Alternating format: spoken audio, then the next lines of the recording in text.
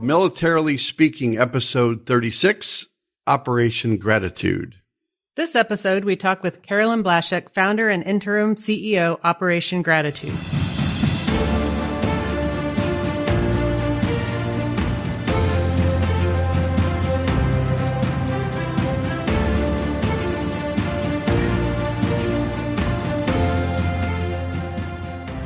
Welcome to Militarily Speaking, brought to you by Armed Forces Bank. This is Tom McLean and Jodi Vickery. I'm the regional military executive for Armed Forces Bank, and Jodi's concerned about the score of her daughter's basketball game. She is the executive vice president, director of military consumer lending. I want to give them where you were today with the basketball. Where I was mentally earlier today? Yes. Yeah. Yes, I was waiting anxiously for an update from my daughter who's playing in her first high school basketball game today at a team camp. And so they don't stream it. They don't update. You just got to wait. And then my information comes from a 14-year-old. So yeah, it's sketchy at best. So yes, so thank you for that. I'll let you know how it goes once I hear from her. But welcome again to our show. We're excited to have our audience listening and learning all about Operation Gratitude via our guest today, Carolyn Blashek. I have a little bit of background to share with our audience about Carolyn, just so you know who we're communicating with today. It's a fantastic story. After 9/11, Carolyn felt a passionate desire to help fight the war on terrorism. Although then a 46-year-old mother of two, her first thought was to join the military. She quickly found out she was too old for duty and started volunteering instead at the military lounge at LAX. One day in March of 2003, a soldier broke down at her desk. He was on emergency leave from a war zone to bury his mother. His wife had left him and his only child had died as an infant.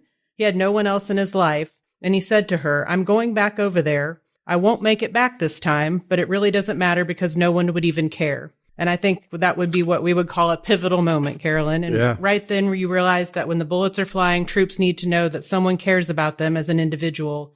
And that's how Operation Gratitude was born. I can't wait to hear in her own words a little bit more about that. Sure. But a little bit more background about Carolyn. From 2003 to 2017, she devoted herself full time to the development and direction of Operation Gratitude. President and Mrs. Bush twice invited her to the White House to thank her and the organization for their invaluable support of our military. In January of 2008, at the invitation of the commanding general, Blashek personally delivered the 300,000th care package containing the keys to a new Jeep Liberty to a soldier deployed in northern Iraq. Aptly named vehicle, right? Right. First Lady Michelle Obama, Dr. Jill Biden, and 25 members of Congress and the Obama administration joined her and 12,000 volunteers on the National Day of Service in January of 2009 to assemble 85,000 care kits for Operation Gratitude packages. Carolyn delivered the 1 millionth care package containing keys to a donated Ford F-150 truck to a sailor deployed on a U.S. Navy ship engaged in combat support activities in the Gulf of Oman. In 2010, the California First Lady Maria Shriver presented Carolyn with the Minerva Award. Minerva. Is that right, Yeah. Carolyn? Minerva Award? Mm-hmm. Extraordinary service on the front lines of humanity. Just an amazing backstory. Carolyn, you're a member of New York and California bars. You practiced law at Loeb & Loeb, was associate counsel for Hilton Hotels Corporation, taught as a visiting professor at Whittier Law School, and has a certificate in mediation. I think I wanted that to say meditation, but it says Me too. We might just take a moment. Yes. While raising children full time, she's had several charitable and school-based organizations and led them, and was president of the board of the Women's Care Cottage, a shelter for homeless women and children. And she's currently the senior advisor to Operation Gratitude CEO. On top of all of this, a little bit about you on a personal level. You've got your husband, Robert, fellow law school classmate. Together, you've raised 2 children, 3 dogs, several cats, and your daughter, who I'm sure you're proud of, Jenna, is a social worker and the mother to your grandchildren, Justin and Haley. And your son, Jordan, is a U.S. Marine Corps veteran, and JD MBA is co-founder and COO of America's Frontier Fund, a venture facility for public benefit. So, I'm exhausted just reading about you. I think that's all fantastic. And one last thing I would say, for the past 5 years, you've served as the senior advisor to the Operation Gratitude CEO, and you're currently serving as their interim CEO. So I don't know how you do it all. I think you must have been gifted more hours in the day than maybe Tom or I combined. Yeah, no kidding. Perhaps. I don't. There's more accolades for Carolyn that she probably knows about, but our audience might not know about it. About, the 5th District Woman of the Year recently. Is that right? Yes. Some years ago, yes. And you also volunteer with Bob Hope USO, right? And man, there's just a lot. Yes. And a lot that you do with the programs in the organization itself too. And one more tidbit. So I looked up Barnard College, right? I wanted to know more about that. And it gets high rankings as one of the best liberal arts colleges in the country. And it's named after the gentleman that was the 10th president of Columbia University. It was kind of cool to read that. I went to Denison University. Oh, wow. Which is just out in Columbus, Ohio. I always say that's the Harvard of the Midwest, but that might be a little bit embellishment. But no, I think that's my impression of it as well. Well, good. Well, congrats on Columbia for the law school and Barnard, that's high accolades for those two universities, colleges. Thank you. Well, I would say welcome, Carolyn. It is clearly our honor to have you on the show today, and we're just grateful that you're here with us. It's evident already in just sharing that Operation Gratitude's done an amazing amount of good work over the past 20 years. Can you tell us, in your words, how Operation Gratitude got started? I know I had the little bit of the story in your bio, but I think it would be powerful to hear that from you directly. Oh, well, thank you so much. And really, the honor is mine to be here. So I appreciate your inviting me. Well, the blurb that you read, tells the story basically that this really was all started because of 9/11. And I was from New York originally and grew up there, and my whole family was there. And on September 11th, my parents were supposed to be in the towers that day meeting with financial advisors. So I didn't know until the very end of the day that they were actually fine, because it took them all day to get back home. Wow. But it was very clear to me that day that we were a country under attack. And I felt at the time that I had already lived a good part of my life. And I looked at my children. I did not want them to have to fight this war. And I felt, well, I'm going to do it. I'm going to go out there myself. And I did try to join, went to all the different recruiting stations, because each one I went to said, no, you're too old. Oh, no, you're too old. Oh, no, you're too old. I'm like, okay. But then I went home, to be really honest, I went home and I started calling them, because I figured, okay, if they can't see me, they're not going to maybe figure it out. And they still said, well, ma'am, they would always get around to, well, how old are you? I said, oh, that doesn't really matter. Well, yes, ma'am, it does. It's just a number. It's just a number. 30s are the new 30. Right. Well, I work out every day. Ma'am, you're too old. So I really felt, okay, then as a civilian, I need to find a way to show my support and do my part.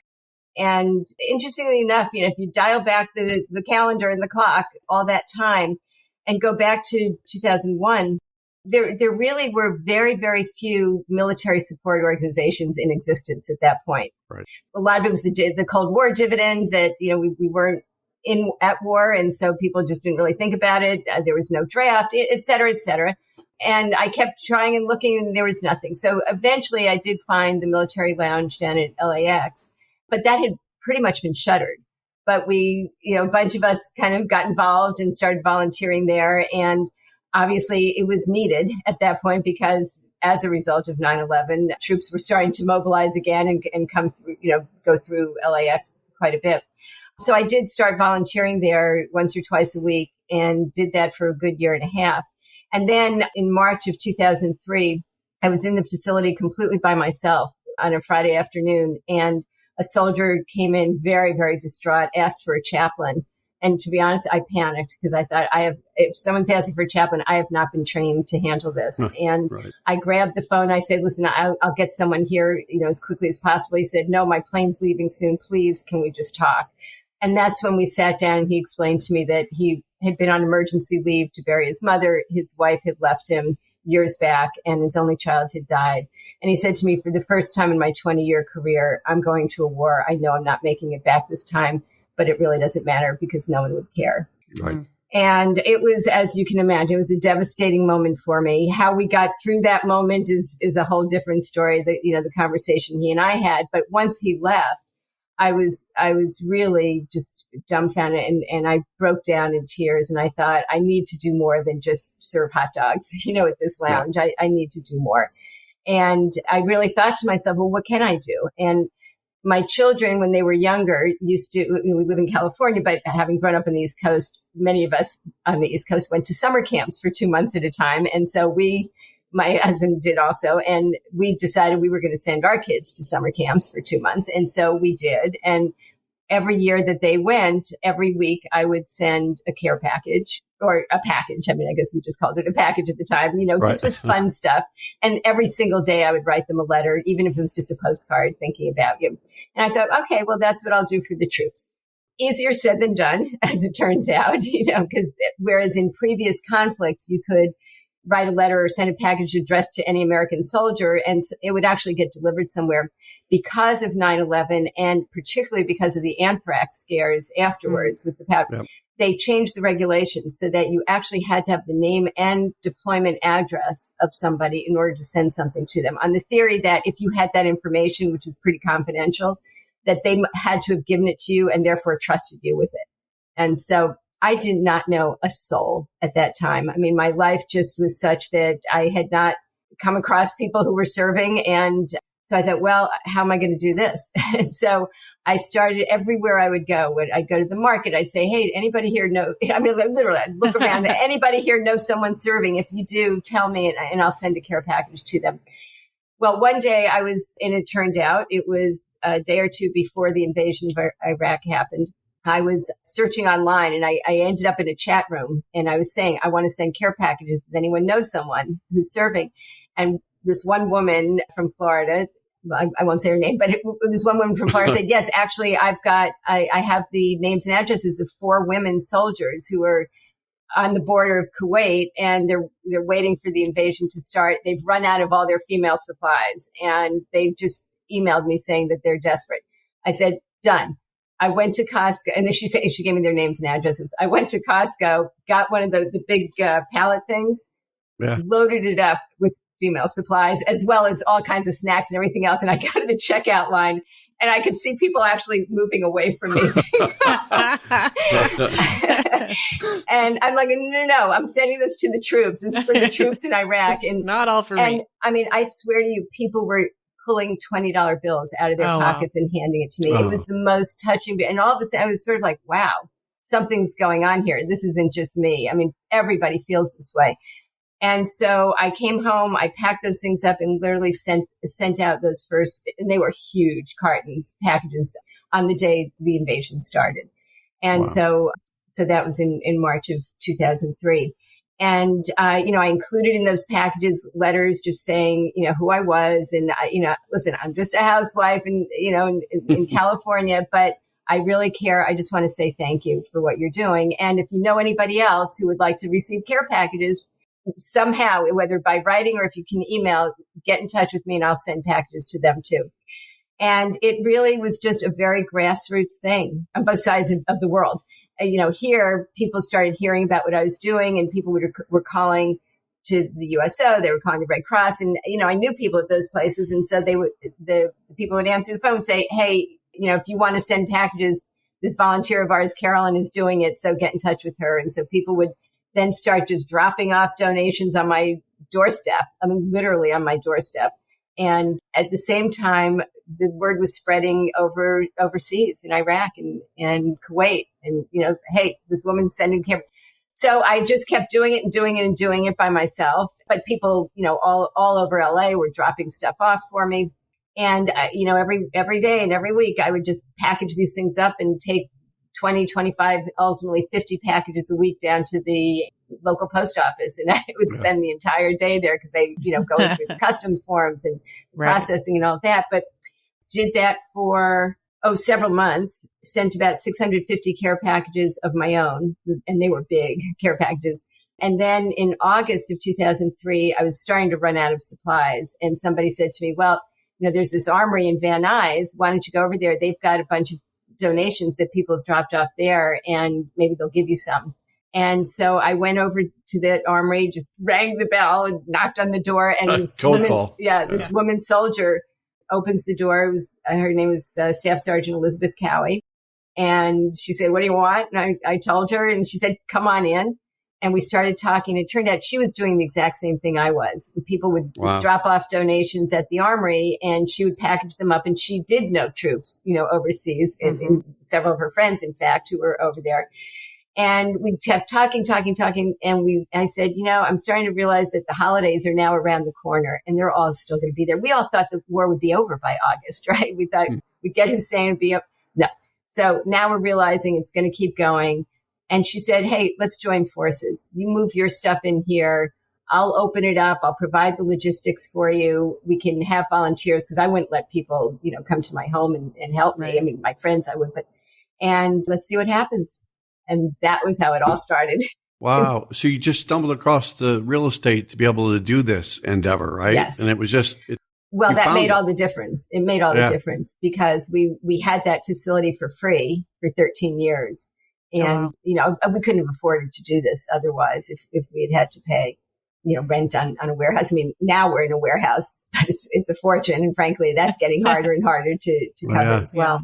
I love the part of the story in Costco where when they found out what you were doing, people were pulling money. I mean, that was such it made me think about that. That was just a little bit of a different time, I think, in our country. I mean, I was younger at the time, and I remember my parents had the yellow ribbon around the tree in the front yard, and we didn't know anybody either directly, but it was just sort of a national sentiment. Yes, it really was. And the sad thing is that, today, it's 22 years later, really. People are going back to that pre 9/11 mentality, and they don't think about the troops as much. Right. It's not on the front pages. The body bag pictures aren't on the front pages. And so it really, I know you were going to ask me about the op-ed that I wrote with General Hertling. And that really was the message that we were trying to convey, that even though it's not on the front pages, the fact is deployments are higher than they ever were. And higher than they were 20 years ago, 15 years ago, when we were really, sort of in the heyday of developing and growing. The pace and the numbers are much higher, and yet people aren't thinking about them. We are, and we're certainly thinking about the troops, and we're thinking about their families all the time. And that's why we keep on going. That Lieutenant General Hertling that you just mentioned, when I saw that video when you were going back and forth, where he says, "You don't know who I am" or something. I've got 39,000 people that you need to serve, and then you said, you don't know who I am." And then the next thing you know, you delivered 39,000 care packages. Yeah, it was great. So the interesting thing is that General Hertling was really responsible on the military side for really giving us that boost to become a very mainstream organization, and because he was the first high-level military person who recognized the power of what we could do and the morale boost that we could provide to all the troops who were deployed. And the funny story, the backstory with him is that I was so naive about the military. I didn't even know what a general was. And somebody sends me an email in all the hundreds of emails I was getting in those days and says, here's the email address of a general in Iraq. Write to him and ask for troop names and you'll get them. I'm like, okay, I don't even know what that means, but zero intimidation factor. So, dear General Hertling, I swear to you, I had no idea, what I was or who I was addressing. And so, I said, hey, I'm so-and-so and I send care packages. And if you send me the names of all your troops, I'll send them all packages. And that's when he wrote back and said, I'm sorry, but I don't think you know who I am. I'm the assistant division commander of the 1st Armored Division, and I've got 39,000 troops. I'm like, okay, well, send me their names. We'll get packages to them. I love that. So, and the response was, bring it. Yeah. And the way I ended up in Iraq for the 300,000th package was some years later. Obviously, it was a few years later that we got to that high number. But the soldier who was going to get that package was actually one of General Hertling's soldiers, were under his general command. He was back at that point as the assistant division commander, or as the division commander. And I emailed him. I said, hey, guess what? One of your soldiers is getting this package. It's going to have the keys to a Jeep. And, can you do something fun for the delivery? And he said, well, how's this for fun? You come bring it yourself. So that's how I got to do that. It was fabulous. Too cool. Yeah, that's awesome. It was great. We should have Carolyn put together a training manual for how to do business development and sales calling, because you're not afraid to knock on doors. No fear. You're not afraid to write emails to anybody, regardless of title. She's focused on the right one. Well, just honestly, get the mission done. Yeah, that was how it all started. In terms of getting products for the care packages, I actually would take the monthly Costco magazine and I would look at all the ads from all the different companies that provided products there. And I would then hunt them down or I would find things that I thought would be appropriate. And I would hunt down the company and I would just make phone call after phone call until somebody would say yes. So every day I would do at least 20 phone calls of trying to find product donations. And maybe I would get one yes if I was lucky. The word tenacious is like running through my mind right now. Well, it was passion. Love it. It was the passion that motivated me, because I just so desperately wanted to say thank you and to make sure that every one of those soldiers and Marines and airmen and everybody knew that we cared. I think especially around the January, February, March timeframe when they send Girl Scout cookies out there. Yep. Yeah. Who doesn't want a Girl Scout cookie? Exactly. Right? And we get loads of them. And we love sending them. Mm-hmm. Oh, yeah. So let's go to the programs for Operation Gratitude. Mm-hmm. And, stats are awesome. I think people can look at your website.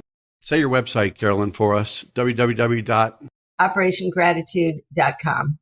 All right. We're going to keep talking about that. But I'm just going to throw out a couple numbers, 3.8 million care packages. They do about 200,000 a year, about 500,000 handmade with love items, almost 20,000 battalion buddies to military kids. So, and a lot of volunteers, over 6,000 volunteers, and just a lot of people that you are impacting on a daily basis in the military community. But talk about the program specifically, maybe isolate a couple, maybe talk about battalion buddies. Mm-hmm.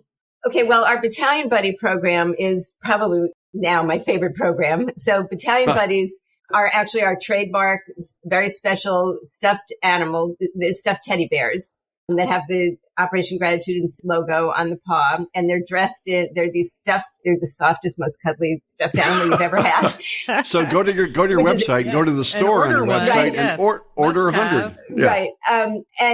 But what's special about them is two things. One, they are stuffed by Operation Gratitude volunteers. So we don't buy them already made. We source the skins for them, and then we have volunteers actually filling them. So it's a wonderful volunteer activity. And then they all have this adorable camouflage uniform that we dress them in a hat. And then they wear a little tag that's sort of like a dog tag that basically says, "Hi, I'm your battalion buddy, and I'm here to cuddle with you while your mom or dad is deployed or is away." And so what we do is we work with the family resource groups when there's a unit that's going to deploy. We will, and they're going to have usually a going away party or not party, but a going away event. We will provide a care package for all the children of those deployed troops. And each one of those packages has one of these battalion buddies in them. And so it's a very special thing. And some of the feedback we've gotten has just been so beautiful. In fact, I did an interview recently with Captain Donay, who is the mother of a little 1 or 2 year old girl named Jordan. Sort of ironic because my son's name is Jordan too. And she's deployed, and her husband is also a soldier, and he's deployed at the same time. So little Jordan is being raised right now by a nanny while both her parents are gone. And we actually provided 2 battalion buddies for little Jordan, one for her mom and one for her dad. And there's pictures of Jordan on our website holding both of those bears. And it's really quite moving. But there's lots of stories like that where the children will sit the battalion buddy in their parents' chair, at dinner as though they were there. They'll sleep with them. Nice. I mean, it's really, it's a very, very sweet program. That's something that they're going to carry with them for their entire life, either mentally or physically. They're going to have that as something that reminds them of the value of what it means to serve, and that you've got family supporting our country. Right. Very much so. Very much so. We weren't connected with you personally years ago, but when my husband was serving, we made a bear for my son dressed in a camo, and he still has it, and he's 18 years old. You're always going to remember it. Oh, that's beautiful. That's wonderful. Yes. So I may keep it when my son moves away to college here in a few weeks, and I need something that's not. Well, I will be honest with you. When my son ended up joining the Marine Corps years after I started Operation Gratitude. And boy, I never thought that I would ever be making my own, care packages for my own child. But when he was deployed and I would be at the armory and, overseeing an assembly day or something, I would carry around a battalion buddy with me all the time. I mean, it was just as much for a parent. And I've often joked, well, we should really provide these battalion buddies for mothers and spouses too, because it was like a lifeline for me. Oh yeah. Something to hang on to for sure. So you've been doing this for a while, a couple of decades, matter of fact. What are the secrets to your success? I mean, we have the pleasure of talking to a lot of different organizations, all with kind of a common thread of trying to do the right thing for the people that serve and their families. What has caused you to be successful? Maybe give our audience a little bit of a view behind the curtain. I think we've heard some of your leadership style already and some of your answers just with the persistence, the tenacity. You're clearly focused on the why, but what other things would you say have led to your overall success? That's an interesting question. Well, I would say that there's two parts to that, to the answer. One is sort of the business part, and then the other is maybe the more personal heart part. On the business side, I think right from the get-go, I realized that this was a business, and it is a corporation. In order to be in 501c3, you have to be incorporated and you have to have a board, and all the proper things. And what I realized was that the bottom line was or what was under the bottom line wasn't going to go out to stockholders. It was going to go back into the business. And that's what made it a nonprofit. And just so I would always start out with the theory that we can only do what we can afford to do. So financially, we had to be very careful, and that we could never just manufacture more widgets. We could only meet people's charitable intent, and people's charitable intent with Operation Gratitude was to send another care package, to be able to say thank you to service members. And so I always kept that very front and center. Is doing X going to contribute towards sending that care package and saying thank you to a service member who's deployed? And so I always had the ultimate respect for our donors' dollars. So that I would say was sort of on the business side of just making sure that we were staying within budget and that we were honoring our donors' intent. On the personal side, I think it was really about passion, and just feeling so strongly in the mission. But it wasn't just me. It was everyone who was involved with Operation Gratitude. First of all, we were all volunteers for the first 9 or 10 years. I mean, nobody got paid. This thing was really built on the backs of volunteers. Many of those volunteers, particularly the really key ones who we call them blue shirts, which is sort of a Navy, term. They were the volunteers who stepped up, and they would go to that armory every single day. And then when we would do the assembly days, we would do it 3 days in a row. We would do like long weekends or 2 days in a row if it was a regular weekend. And they were the ones who really built the organization. And many of them were Vietnam veterans. And so for them, there was a whole other meaning of doing this, of moving past what they had experienced and trying to ensure that no service member ever had the response that they had, that they had to live through. So, I bless them all the time because they were the ones who built this. I was mostly sitting behind a computer and on the phone and, pushing it all forward, but it was really those volunteers who made this all happen. And in my opinion, still continue to make it happen because we really are a very, very volunteer focused organization. And I've always said we have a dual mission. It's to say thank you to the service members, but it's also to provide opportunities for every American to say thank you. Well, those are the volunteers. Those are the people who are doing the things that create the care packages and get them sent over. Yeah, I think I still believe most people are good, and to provide a way for them to figure out how to channel that good towards something that's valuable and important to them is a service on the back end of this too. So yeah, I love that it's dual purpose. Well, exactly. And whenever we think about what we can do as Operation Gratitude, it's always about, is there another thing that we can have volunteers do?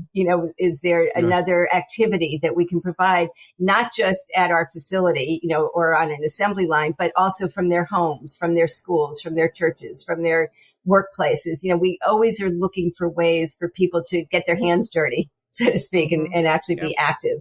I think one of your qualities is leadership by example. You set the stage 20 years ago. You got your hands dirty. You were hands on.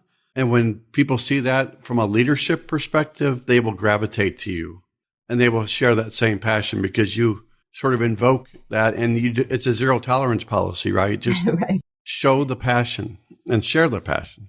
I'm going to switch gears a little bit to your partners out there. You've got some partners for Operation Gratitude. So tell us a little bit about those partnerships and how they've advanced your mission over the years. Well, thank you for asking about that. Yes, we've had many, many corporate partners over the years. And I hate to even name any one of them because I will insult so many others. Yeah. But it really goes back to the very first year when we started getting corporate donations. So the early partnerships were mostly donations of product that could go into the care packages.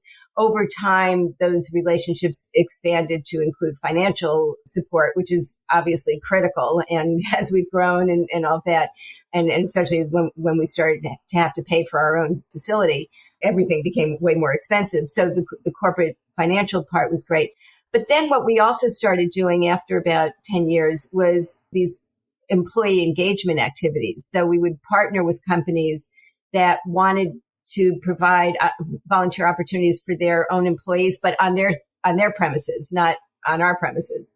And so we've created a whole engagement program where companies will bring us in and have their employees make battalion buddies, for example, or make the paracord lanyards or bracelets, do letter writing campaigns, fill up care packages, or we call them expo bags now, or we've got care pouches for the first responders, or just care kits, putting together 5 or 6 items, usually like hygiene type items. Like toiletry stuff. Right, exactly. Yeah. Into the plastic bags, which is very helpful for us on our end when we then want to go make the care packages. Then just that packet becomes one of the items on the assembly line. And so those kinds of partnerships have been phenomenal. And the reason I loved it so much was that while my mission was to provide an opportunity for every American, to say thank you and to find their place at Operation Gratitude, when companies would open themselves up to having activities at their facility for their employees, that opened up all these new people for us, all these new volunteers, and they were helping us reach new communities of people. And sometimes the companies would open it up even beyond their employees to their local communities. And so that was the way we could get Operation Gratitude, our tentacles all through the country. True. Yeah. And that's what I loved about that program. Yeah, no, I was thinking about what she said. I know you're absorbing and thinking about how we might do something here. I know. I'm thinking, that'd be fun. If it's not Van Nuys or LA or New York, somewhere in between here in Kansas City, Missouri, we should be doing the same kind of thing, or Fort Leavenworth. Oh, that'd be wonderful. All the locations where we have Armed Forces like Bank. That for even corporate headquarters, which isn't located near a military installation, to give that group who also care deeply about the clients that we serve an opportunity to give back. Yeah. So sorry, I was chasing that in my own mind and how we might pull that off. Oh, well, we would love that. We'll definitely work with you on that. That'd be fun. Awesome. I even wrote it down with the check mark. I know. That's my things to do flag. So I know Tom a few minutes ago talked about some of the results that are available on your website. I want to give you a chance to expand on those or to offer up other ways to look at that. You do the good work that we've talked about with the care packages and the handmade items. I'd love to hear some more about those too. But would you expand on any of the results that Tom shared in terms of the number of care packages or the people that you've had a chance to connect with or volunteers that have served, any of those things? I think the scope is amazing here of what you've done. You're sweet. Well, I could speak to all of those things. Well, as you mentioned, we've now sent over 3.8 million care packages, which is a wonderful thing. I think that that's a big number, but the bigger number is actually if you think about the number of hands that touch those care packages, because that to me is really what's important. I mean, every single care package is filled with anywhere from maybe 20 to 40 items. And those items have come either from companies or many of them have come from individual Americans or groups around the country that either did collection drives or the handmade items, which are really special to us. The handmade scarves, the paracord, the letters. We've got a bunch of other, cute handmade kinds of things that we encourage people to do. So there are all those hands. And then there's, getting it to the post or getting it for shipping from their location to us and at our location. And then we have volunteers at our facility who sort all that stuff out and they, into inventory. And then we have the assembly days and all that stuff is brought out onto the floor and the volunteers help with that. And then hundreds and hundreds of volunteers will come in on an assembly day and we set up the line, and there's people behind the line putting the product into the packages. And then there's people walking the line, pushing the packages. And then there's people who tape it. And then there's people who, run it over to the bin. And then there's people who put the labels. So every care package is probably touched by somewhere 25, 50 people or so. Yeah. And then there's the one recipient, but then there's more than the recipient. There's all of their comrades around, because sometimes we'll just get an individual name and that person will get the package and they'll share it with everyone in their unit. Mm-hmm. Or if a whole unit gets our packages at once, they'll also be sharing. But then there's their loved ones and their family back home that see that also that the American people are supporting their loved one while deployed, So the ripple effects of what we do are huge. So that number 3.8 million packages sounds great. And it is. I mean, I'm not denying it because every one of those care packages cost a lot of money to send. Yes. $25. Well, it used to be $15, but now everything's gotten so much higher. It's $25 a package. So that's a big number and it's a lot, but it reflects so much more and so many more people who've participated. So even the number that you gave about 6,000 volunteers, I mean, that's like at any given moment, we've got 6,000 people, around the country who are doing something at that moment for Operation Gratitude. Yeah. The fact is we've had hundreds and hundreds of thousands of volunteers. Times each years. Day. Yeah. Mm-hmm. Yeah. Literally takes the village. You were going to, that artsy craftsy stuff that you talked about, the handmade. That is not my forte. Do you put parameters around what those handmade with love items? Yeah. I mean, you probably get some unique items, don't you? We could, but yes, we some do that can't be sent. Yeah. We have specific lists of things and we've got instructions for how to make them and, parameters because, listen, we'd love to send blankets, but our box is just so big and it's not going to fit a big blanket. We will provide those to the VAs or something like that. But the scarves, we need them to be a certain size so that they'll fit in the care package along with all the other stuff, and the paracord lanyards or bracelets are made with a certain length of paracord because we tell the recipients, you have 5 feet of paracord in this bracelet or this lanyard. So if you need it in an emergency, just know that's how much you've got. So we want to make sure that everyone is made with that amount of cord. So that's our Handmade with Love program. And actually we have a whole Facebook group called Operation Gratitude in Action. That's run by our staff member, Kelly, who's been with us forever. And she's in charge of the whole Handmade with Love program. And she meets with those people all the time. And it's like a whole community unto itself, which is really beautiful. But then we've got all kinds of other things. Like we've got a program called Sense for Service we just encourage people or groups to take all their loose coins and throw them into a jug and collect them and then send it out to, get it transferred into a check and then send it to us. That's something that everybody can do where they work, where they live, where they, pray, where they learn, etc. And that program is really fun because that was actually the idea of it was started by 2 5th grade girls years and years ago. Lemonade stand or round up your money. Essentially, but they came up with the idea. They called it at the time Sense for Soldiers. They put it out in their classroom for their little elementary school. God love those girls. In 10 days, they raised almost $2,000 and they sent it to us with the story. I'm like, whoa, this is amazing. We changed the name for ourselves to Sense for Service because we didn't want it to just seem to, we don't want to just use the word soldiers. Right. And it's one of my favorite programs because again, everybody can do it. And it doesn't cost anything just to collect that money. And everybody hates having coins, right? When you first said that, I thought it was SENSE. And I was like, you know what? I'm going to tell Carolyn, maybe we should call it like CENTS, right? I don't think you should share those ideas. All right. So, yeah. I think you should sometimes just think inside, just internalize those your things. Own head. Yes. I was trying to come up with a marketing spin on it, but she already did that. Yeah, I think she's got it covered if I was going to go out on a limb. Yeah. So if people want to get involved, Carolyn, I know we talked about your website too, and we've talked to most of our conversation about how important volunteers are for you. Is it just go to your website and see how they can help? Yes, absolutely. OperationGratitude.com is the way to go. Listen, we, of course, like every nonprofit in existence, we always need money. We always need money. As I said, every care package costs $25 a package to send.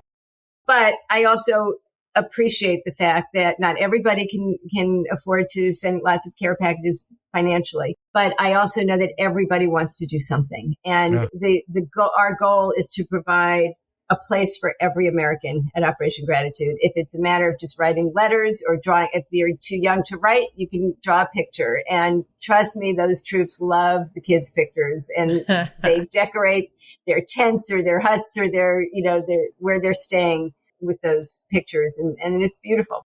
Those are labors of love in a lot of different ways. Yeah. And so meaningful. And interestingly enough, I mean, over the years, we've gotten so many letters back from the recipients that will say, everything in the package was great, but I ended up watching the movie. I ate all the food. I used up all the hygiene products, but the letters were so meaningful to me, and I've kept them all these, and that's what they will bring home with them is those letters and the scarves and paracord. Do they ever, after they run out of the supplies in their care package, do they send you a note back saying, I need another one? Oh, yeah. We'll get it. I mean, we try not to because we want to make sure that everybody's getting at least one during the deployment. Yeah. But we had, in fact, to me, that was the greatest honor, was when a service member was or the buddies, deployed again, right, for their buddies, or a year or two later when somebody would be deployed again and they would write to me and say, hey, we got your packages last time. It was so great. It was such a morale boost. We're back here again. Can you send us again? And to me, that was truly the greatest honor we could have.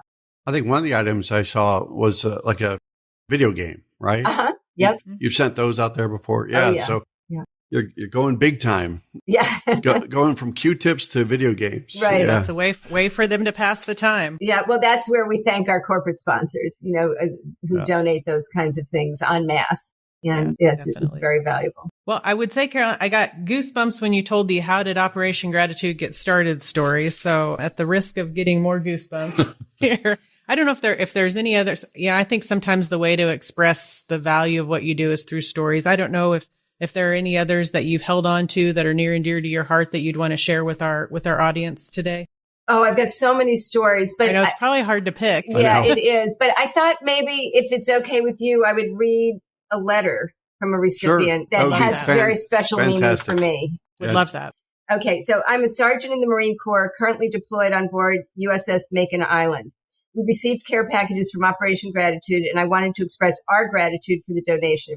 Everybody was so excited to open them and check out all the goodies. I think the Beanie Babies were one of the biggest hits, and I'll tell you that story afterward, along with the caffeine sources, of course.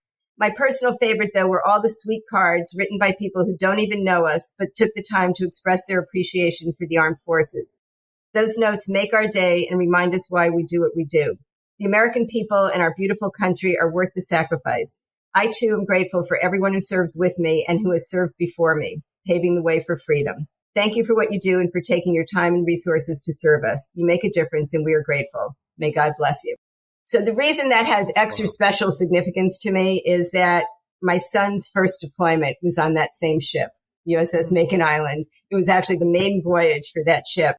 And I remember the impact on me when I was making his care package. I mean, I kind of alluded to it earlier in this conversation, but I remember being at the armory and we were sending care packages, not just to my son, but frankly to the entire strike force. So we were doing about 6,000 care packages that day for his Marines, for all the sailors on Macon Island, as well as the other ships sailing with them. And it was a big assembly day. We had hundreds and hundreds of volunteers there. And I was walking down the assembly line making my son's package. And I was totally in my own head, it was a very surreal moment because I couldn't believe I was actually making my own child's package. At one point, I heard a noise and I looked up and I saw this sea of people, of volunteers, just passionately making these care packages.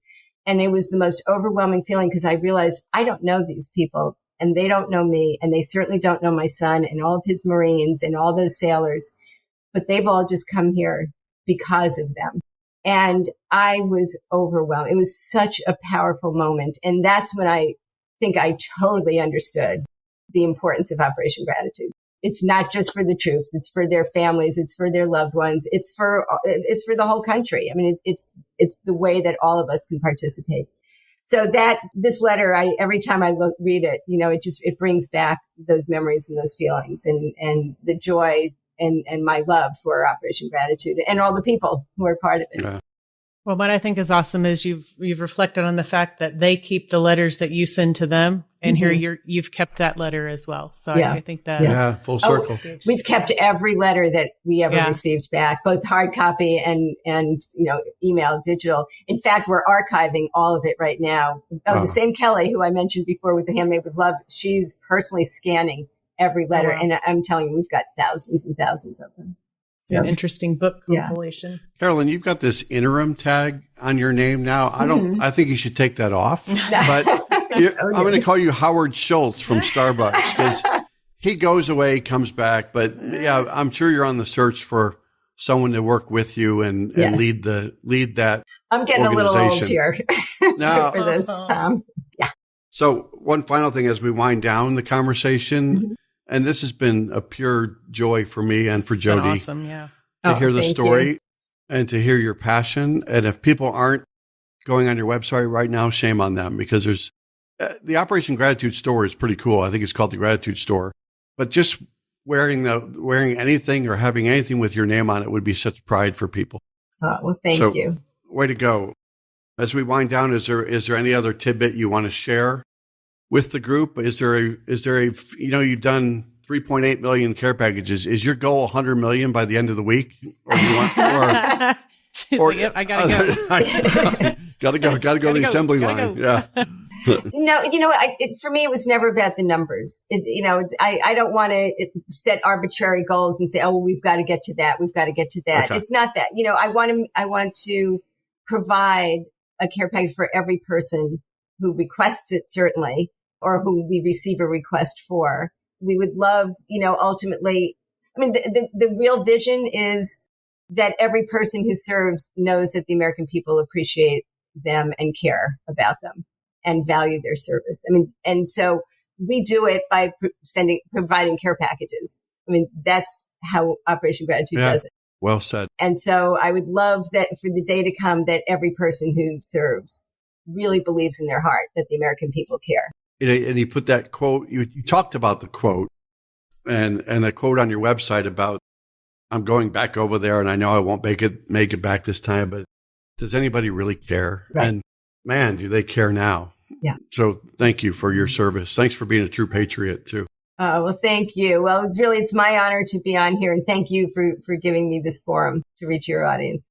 You got it. Will you stay with us? Stay with us for just a minute, okay? Sure. We won't keep you much longer, I promise.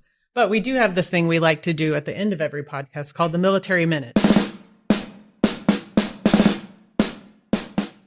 I'm going to change the name to Sense for Service. I got to change it. I'm going to steal that. At least now you'll have something to work on for the whole rest of the day instead of your actual job. Yeah. So it's a trivia game we like to play with our listeners. So last episode's Military Minute question was, which actor was offered the role of Jack Dawson in Titanic, which we established I'd never watched, but turned it down? Carolyn, do you know that? You can't text Annie, okay? You gotta. I didn't know. Who was supposed to play the role? I actually know this, and I can't. No, you don't. The name. I thought. Well, I once read it. I feel like I did, but no, I don't know it. I won't come up. It was Johnny Depp. See, and she felt like I knew with certainty I didn't know. That might have changed the whole narrative, right? If it was that different, would have been weird. Sometimes you got to have the right actor doing the right thing. You do. That's for sure. You do. So if you answered that correctly, watch for your name to drop as the Military Minute winner for last episode, and I'll tell you what that means in just a second. But to fast forward to this week's Military Minute, what is the name of the poem that was the inspiration behind wearing red poppies on Memorial Day? Nobody answer. Carolyn, don't answer. This is for the audience. Do you know that answer? Mm-hmm. Don't say it. Okay. I won't say it. Well, she could go on her social media and answer. If you think you know the answer, when we drop this podcast, make sure that you comment your answer and you will be entered to win a chance for $50 for you and $50 for a charity of your choice, just like whoever answered Johnny Depp last week. And then you can decide what to do with that. And I heard today loud and clear that OperationGratitude.com has opportunities to put that $100 to good use. I agree. Yes. If you enjoyed today's episode, go out to afbank.com and subscribe to the show. Also, make sure you rate us and you leave us a comment on your favorite podcast platform. And those platforms include Apple Podcasts, Spotify, and YouTube. So thank you, Carolyn. You did a fantastic job, and I can't wait to share your story with the audience. Oh, well, thank you again. I really appreciate this. It was great to meet you. Thank you so much. Thank you.